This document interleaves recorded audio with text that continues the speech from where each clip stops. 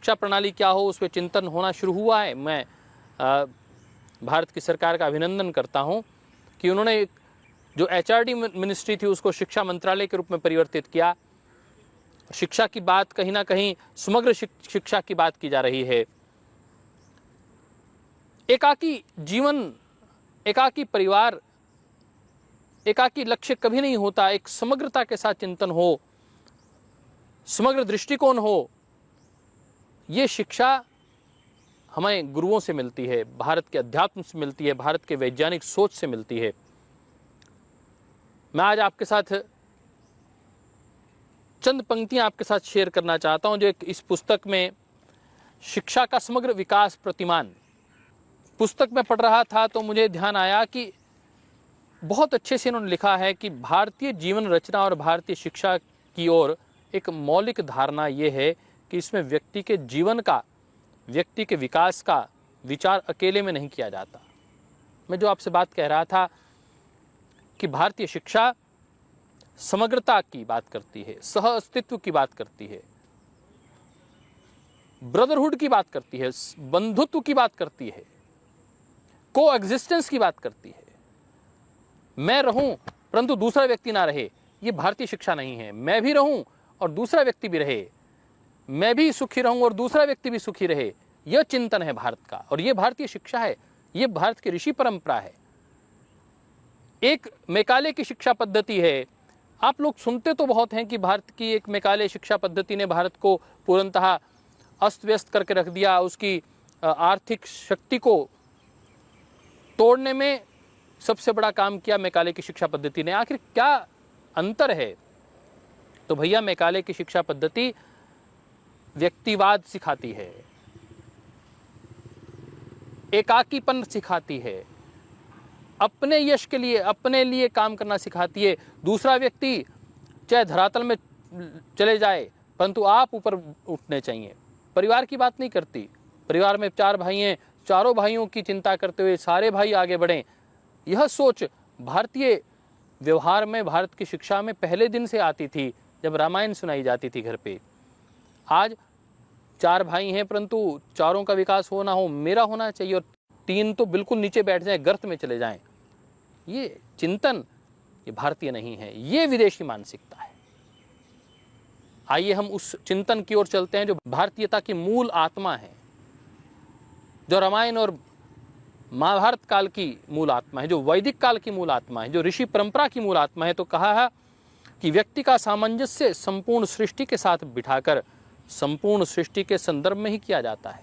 जहां सृष्टि मनुष्य के लिए नहीं होती अपितु मनुष्य सृष्टि के लिए होता है। हम कह रहे हैं कि पर्वत, पहाड़, नदी, नाले ये सब हमारे लिए हैं और भारतीय मनीषा क्या कह रही है? कह रही है कि हम उसके लिए, हमें उसकी रक्षा करनी है, उसका संवर्धन करना है। ये चिंतन बदलना होगा। हम सबका दोहन करना चाहते हैं, कंक्रीट के जंगल बिछा रहे हैं। ये विदेशी मानसिकता है। जहां डेवलपमेंट ऊपर है, पुल बनना चाहिए, सड़क पर लोग दौड़ने चाहिए, बहुत अच्छी कारें और व्हीकल होने चाहिए, परंतु भैया इतने भी तो ना हो कि सांस लेने के लिए आपको ऑक्सीजन ना मिले। यह कल्पना तो कभी भारतीय मनीषा ने नहीं की है। आज डेवलपमेंट के नाम पर भारतीय मनीषा को नीचा किया जा रहा है। विकासवाद इतना हावी है, अब तो यूं मैं समझता हूं विकास किसका? यदि आप प्रश्न कहें तो आपको एक बार सोचने के लिए मजबूर कर देगा यह प्रश्न कि व्यक्ति का विकास हो रहा है या व्यक्ति के लिए विकास हो रहा है। तो आप पाएंगे उत्तर बहुत सरल है कि व्यक्ति के लिए विकास हो रहा है। व्यक्ति के लिए अच्छी सड़कें बन रही हैं, व्यक्ति के लिए पुल बन रहे हैं, व्यक्ति के लिए कार बन रही है, व्यक्ति के लिए जहाज बन रहे हैं, परंतु व्यक्ति का विकास नहीं हो रहा। व्यक्ति अच्छा सोचने लग जाए, विस्तृत सोचने लग जाए, विशेष चिंतन बन ले, अपनी प्रकृति की रक्षा का संकल्प लेके आगे बढ़ पाए, यह सोच नहीं बन पा रही है। परिवार एकाकी ना हो, मिलकर रहे, ये सोच नहीं बन पा रही है। आइए इस सोच को बढ़ाने का प्रयास करते हैं। यह शिक्षा है, मनुष्य के अधिकार का नहीं अपितु कर्तव्य का विचार केंद्र में रहता है। ये मनुष्य सृष्टि के लिए है और मनुष्य अधिकारों के लिए नहीं है, मनुष्य कर्तव्य के लिए है। आज बात आती है, बच्चा उठता है, बेटा उठता है, माँ बाप से पूछता है मेरा अधिकार क्या है। वो कभी नहीं पूछता कि मेरा कर्तव्य क्या है, मेरे को कितनी जमीन मिलेगी। उससे पूछा जाता है कि आपकी कितनी संपत्ति है। वो ये नहीं कहता कि मेरे ये कर्तव्य हैं, ये कहता है कि परिवार में 6 एकड़ भूमि थी जी, हम 4 भाई हैं, मेरे जिम्मे तो 1.5 एकड़ संपत्ति आएगी। संपत्ति की बात आती है, मेरे क्या दायित्व हैं उसकी चर्चा कभी नहीं आती है। तो मनुष्य सृष्टि को उपभोग करने के लिए नहीं बने, अपितु सृष्टि के साथ अनुकूलन बनाए, यह योग है। सृष्टि के साथ अपने आप को आत्मसात करना, प्लास्टिक और प्लास्टिक जनित इन चीज़ों को छोड़ना पड़ेगा, सृष्टि को बचाना पड़ेगा। भारत में जो लगातार ये बाढ़ आ रही है, ये सावन का महीना चल रहा है, अभी आषाढ़ी एकादशी गई, हमने भगवान विट्ठल को याद किया, पंढरपुर को याद किया। ये सावन का महीना चल रहा है, लोग व्रत कर रहे हैं, बहुत अच्छी बात है। परंतु जो भारत की मनीषा है, भारत की वैदिक वांग्मय है, वो इस कालखंड में श्रुति परंपरा के आधार पर कार्य करने की बात करती है। यह काल अध्यात्म का काल है, आध्यात्मिक उन्नति करने का कालखंड है। इसे श्रावणी पर्व के रूप में भी जाना जाता है। आने वाला समय श्रावणी पर्व का समय है।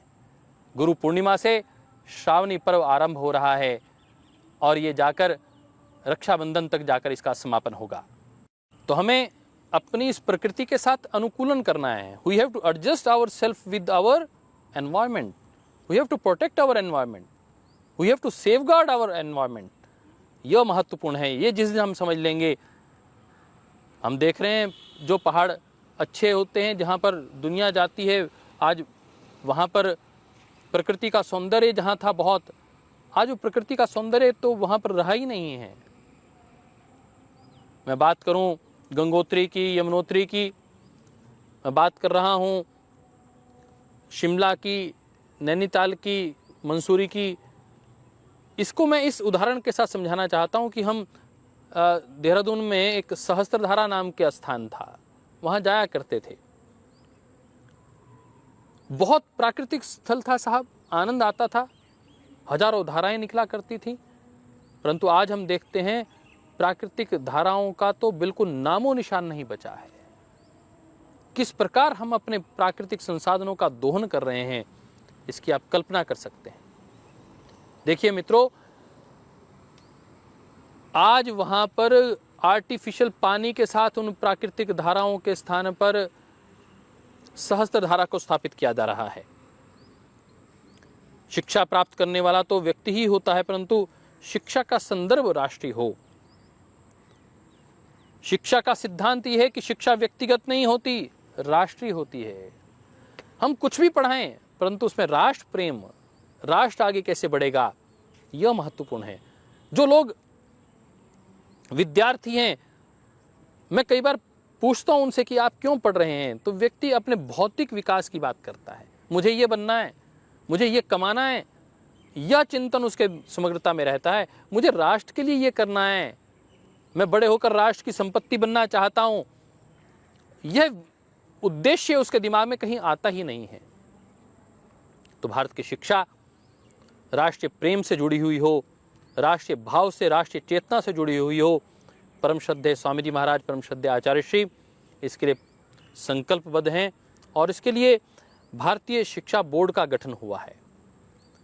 भारतीय शिक्षा बोर्ड जहां भौतिक उन्नति की भी चर्चा होगी और आध्यात्मिक जीवन में भी व्यक्ति अग्रणी हो, ऐसा प्रयास किया जाएगा। उसको केवल मात्र अपनी मातृभाषा ही नहीं, भारत की भाषा ही नहीं, उसको एक विदेशी भाषा भी सीखने को मिले, ऐसा चिंतन आगे बढ़ रहा है। मैं तो आपका ध्यान मूल बात पर आकृष्ट करना चाहता था कि हमारी जो सबसे बड़ी शक्ति है वो हमारा ये शिक्षा प्रणाली है। और शिक्षा प्रणाली में जो एक प्रेम भाव बनता है, वो बनता है गुरु शिष्य परंपरा में, जहाँ शिष्य गुरु का चयन करता है, जहाँ गुरु शिष्य का चयन करता है। कभी कभी गुरु गुफाओं में, कंदराओं में रहते हैं, बहुत दूर होते हैं, और शिष्य अपने घर से निकलता है और निकलते हुए, खोजते हुए, सैकड़ों बाधाएं, हजारों बाधाओं, कष्टों को झेलते हुए अपने गुरु के पास पहुंचता है और गुरु उसको स्वीकार करता है और फिर आत्मवित्त बना देता है, एकाकार कर देता है, आत्मरूप बना देता है, अंगीकार कर लेता है और अपने ज्ञान का आशीष अभिषिक्त कर देता है शिष्य को। कई बार ऐसा होता है कि शिष्य को ढूंढते ढूंढते गुरुजन निकल जाते हैं और अच्छे से अच्छे शिष्यों को ढूंढ कर लाते हैं और फिर उसका चयन करके उसमें एक नाम में यदि मैं देखना चाहूँ उदाहरण के तौर पर, तो शिष्य का चयन करते करते कभी चाणक्य निकले थे। चाणक्य को बैठे बैठे चंद्रगुप्त नहीं मिल गया था, चाणक्य निकले थे, चंद्रगुप्त खोजा था और चंद्रगुप्त को फिर दीक्षित किया था, शिक्षित किया था। और एक प्रक्रिया में दूसरा एक उदाहरण है, वह उदाहरण महर्षि देवदयानंद का उदाहरण है। महर्षि देवदयानंद जिन्होंने 48 वर्ष इस विद्या के अखाड़े में दंड पेलते हुए लगा दिए, एक ही उनकी पिपासा थी कि मुझे मुमुक्षु होना है, भय से, मृत्यु से मुक्त होना है और उसके लिए मुझे विद्या को ग्रहण करना। और विद्या को ग्रहण करने के लिए उन्होंने दर दर की ठोकरें खाई साहब, कितने ही गुरुओं के पास उनका जाना हुआ और तब जाकर एक दंडी स्वामी विरजानंद मिले। प्रज्ञा चक्षु दंडी स्वामी विरजानंद जी के पास जाकर उनकी आत्म तृप्ति हो पाई। इतने वर्षों तक, 24, 25, 30 वर्षों तक ऋषि दयानंद गुरु की तलाश में लगे रहे और तब जाकर एक ब्रह्मनिष्ठ संत प्राप्त हुए, आत्मनिष्ठ, आत्मवित्त संत प्राप्त हुए। स्वामी विरजानंद की इस अनूठी देन, जिन्होंने महर्षि दयानंद के रूप में ऋषि दयानंद को घड़ दिया, उनको हम प्रणाम करते हैं, इस गुरु शिष्य परंपरा को प्रणाम करते हैं। ये दोनों ही अद्भुत परंपराएं हैं साहब। और मैं आह्वान करना चाहता हूं, भारत की इस मनीषा को प्रणाम करते हुए भारत की जनता को आह्वान करना चाहता हूं, शिक्षा मायने भौतिक प्रगति भी और आध्यात्मिक उन्नति भी। आप यदि अपने बच्चों को केवल और केवल कुछ अच्छा डॉक्टर, इंजीनियर बनाकर उसको एक अच्छी पैसे कमाने की मशीन बनाना चाहते हैं, तो मैं आपसे चंद प्रश्न करना चाहता हूं। ये प्रश्न आपको सोचने पर, आपको विचार करने पर मजबूर कर देंगे। यह एक दूसरी पुस्तक है डॉक्टर शिव कुमार ओझा की, सर्वोत्तम शिक्षा क्या है, भारतीय संस्कृति। भारतीय संस्कृति में सर्वोत्तम शिक्षा क्या है, यदि ये बात करें तो डॉक्टर शिव कुमार ओझा मेरे बहुत ही प्रिय लेखक हैं। मुंबई में रहते हैं, नासा में इन्होंने काम किया, एक बहुत जिम्मेदार वैज्ञानिक के रूप में इनको हम जानते हैं। तो कहते हैं कि यदि शिक्षा इतनी अच्छी है तो भारतीय संस्कृति जानना चाहती है कि जीवन की वास्तविकता एवं पूर्णता क्या केवल भौतिक संसाधनों के भोग में ही है? क्या भौतिक जीवन पाश्विक बनकर क्यों रह गया है? हमारी भोगवादी वृत्तियां एवं लालसाएं क्यों नहीं समाप्त होती? यदि इतनी अच्छी हमारी है शिक्षा का स्तर, तो ये लालसा समाप्त क्यों नहीं होती? अंतिम क्षणों तक व्यक्ति कमाने की एक मशीन बनकर लगा रहता है और संबंधों को तिरोहित करता हुआ चला जा रहा है, परिवार को तिरोहित करता हुआ चला जा रहा है। तो प्रश्न आता है कि भोगवादी जीवन के लिए संघर्ष बहुत है, फिर स्थायी संतोष क्यों नहीं? इतना आदमी मेहनत कर रहा है, इतनी प्रयास कर रहा है। आप देख लीजिए, 25 से लेकर 28 वर्ष तक व्यक्ति पढ़ रहा है, 28 वर्ष तक व्यक्ति पढ़ रहा है, उसके बाद वो कमाने की मशीन बन जाता है, 50 साल तक कमाता है और उसके बाद भी उसको कोई संतोष नहीं मिलता, शांति नहीं मिलती। सुख दुख बार बार आते जाते हैं, दुखों की निवृत्ति सदा के लिए कैसे हो, क्या यह शिक्षा बता सकती है? दुख आए ही ना, क्या यह शिक्षा प्रणाली ये बता सकती है? केवल ही आनंद की स्थिति आपकी रहे, क्या इस शिक्षा प्रणाली में कोई ऐसा उत्तर है? मुझे लगता है भारत की इस समग्र चिंतन के लिए इस शिक्षा प्रणाली में आमूल चूल कुछ परिवर्तन करने की आवश्यकता है। मैं इस गुरु परंपरा का आह्वान करते हुए कि गुरु भी आह्वान करें, अच्छे शिष्यों को बुलाएं और अच्छे शिष्य भी सद्गुरुओं का चयन करते हुए घर से निकलें और अपने जीवन को समुन्नत करते हुए राष्ट्र की धरोहर बन जाएं, विश्व की धरोहर बन जाएं, जिनके मन में एक ही भाव हो कि मुझे अपने जीवन को तैयार करना है, अपने आप को तैयार करना है समग्रता के लिए, समग्र चिंतन के लिए, विश्व बंधुत्व के लिए। सद्गुरुओं की तलाश में यदि आप लोग निकलना चाहते हैं और अपने जीवन को निखारना चाहते हैं तो मैं आपका आह्वान करता हूं, पतंजलि योगपीठ आपके लिए एक डेस्टिनेशन हो सकता है। गुरु शिष्य परंपरा में गुरुकुलीय जीवन भी आप जी सकते हैं, आप भौतिक जीवन को भी जीते हुए आगे बढ़ सकते हैं। पतंजलि विश्वविद्यालय में आइए, पतंजलि गुरुकुलम में अपने बच्चों को डालिए, आचार्य कुलम में डालिए, जहाँ समग्रता के साथ शिक्षा के ऊपर क्रांतिकारी प्रयोग चल रहे हैं। मुझे लगता है कि जो भी युवा इस कार्यक्रम को देख रहे हैं, यदि वह पढ़ चुके हैं तो भी मैं कहना चाहता हूं, यदि 40 साल से कम है और सन्यासी बनना चाहते हैं, ब्रह्मचारी रहकर सेवा करना चाहते हैं, तो उनका मैं आह्वान करता हूं। और साथ में ये भी आह्वान करना चाहता हूं कि यदि आप सन्यासी नहीं भी बनना चाहते, आपके बच्चे हो गए हैं, उनको आचार्य कुलम में पढ़ाइए, पतंजलि विश्वविद्यालय में पढ़ाइए और एक बच्चा राष्ट्र के लिए दीजिए। श्रद्धेय स्वामी जी महाराज कहते हैं कि एक बच्चा तो समाज के लिए, राष्ट्र के लिए निकाल लें। ये चिंतन अपने दिमाग में आप रखते हुए आगे बढ़ेंगे तो पुरातन शिक्षा जीवन पद्धति अत्यंत व्यापक दृष्टिकोण से हम कैसे आगे बढ़ा सकते हैं। तो एक प्रश्न मैं आपके सामने रखना चाहता हूं, वह है अर्थ और काम की प्राप्ति के मार्ग को स्वतः स्थिरता प्रदान करती है वो शिक्षा चाहिए हमें। मनुष्य के अंदर व्याप्त समस्त अज्ञान को मिटा दे ऐसी शिक्षा की आवश्यकता है। दुख की अत्यांतिक निवृत्ति तथा अखंड आनंद प्रदान कर दे ऐसी शिक्षा की आवश्यकता है, जो व्यक्ति को पाश्विक जीवन से दिव्य जीवन की ओर मोड़ दे ऐसे ज्ञान की आवश्यकता है। मानव जीवन को बड़े सूक्ष्म ढंग से संवारते हुए अंतर्निहित शक्तियों का जागरण कर दे, उस टैलेंट को निकाल दे जो अंदर साइलेंट पड़ा हुआ है, टैलेंट उसको मुखर कर दे, वो महत्वपूर्ण है। आइए हम अपनी गुरु शिष्य परंपरा को नमन करते हुए आपसे आह्वान करेंगे कि वर्तमान कालखंड में यदि आप अपने बच्चों से चाहते हैं कि वो संस्कारित बच्चे हों, वो एक संस्कारित राष्ट्र का निर्माण करें और इस भाव के साथ काम करें, सर्वे भवन्तु सुखिनः सर्वे सन्तु निरामया।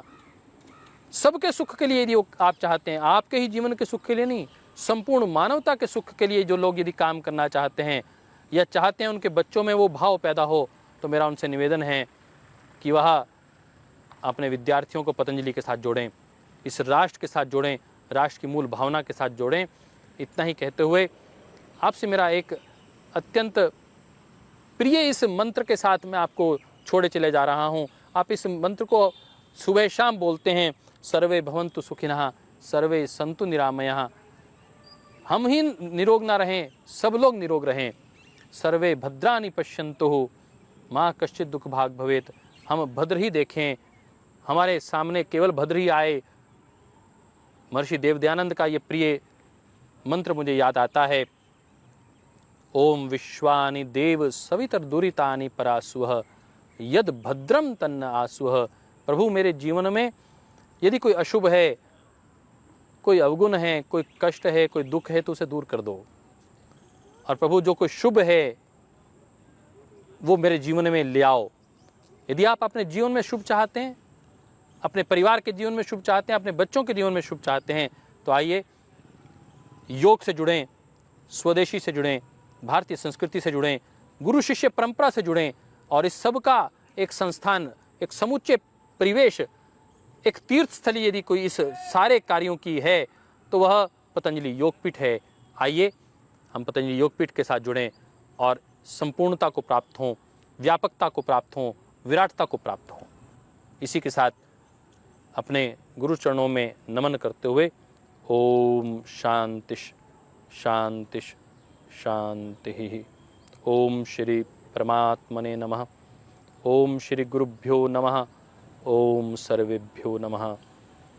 गुरुर्ब्रह्मा गुरुर्विष्णु गुरुर्देवो महेश्वरः गुरुर् साक्षात् परब्रह्म तस्मै श्री गुरुवै नमः।